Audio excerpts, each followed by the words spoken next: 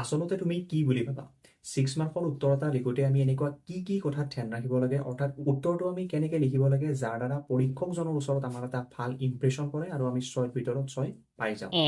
বহুতো ছাত্ৰ ছাত্ৰীৰ উত্তৰ মই জানো কি হ'ব বহুতে ক'ব যে উত্তৰটো আমি যিমান পাৰোঁ দীঘলকৈ লিখিব লাগে আৰু চফাকৈ লিখিব লাগে এইটো সত্য কিন্তু এইটো সম্পূৰ্ণৰূপে সত্য নহয় 6 মাৰ্কৰ উত্তৰ এটা লিখোঁতে আমি তিনিটা কথাৰ তিনিটা ৰুলৰ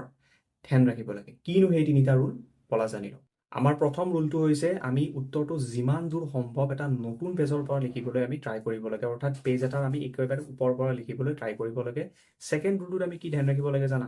আমি উত্তৰটো যিমান পাৰি হাইলাইট কৰিব লাগে হাইলাইট কৰিবলৈ আমি কি কৰিম আমি যে দেখোঁ answer to the question number সেইটো ধুনীয়াকৈ লিখিব লাগে যে answer to the question number অমুক ছেকেণ্ড ৰুলটো হৈ গ'ল এইটো আমি হাইলাইট কৰিব লাগে কুৱেশ্যনটো যে আমি অমুক নম্বৰ কুৱেশ্যনটো লিখি আছোঁ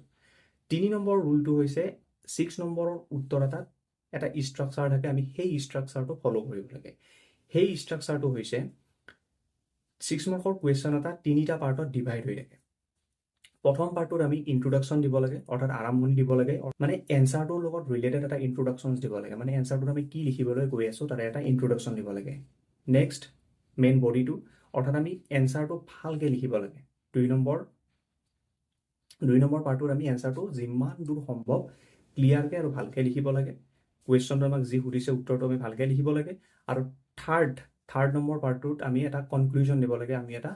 সামৰণি দিব লাগে অৰ্থাৎ আমি উত্তৰটোত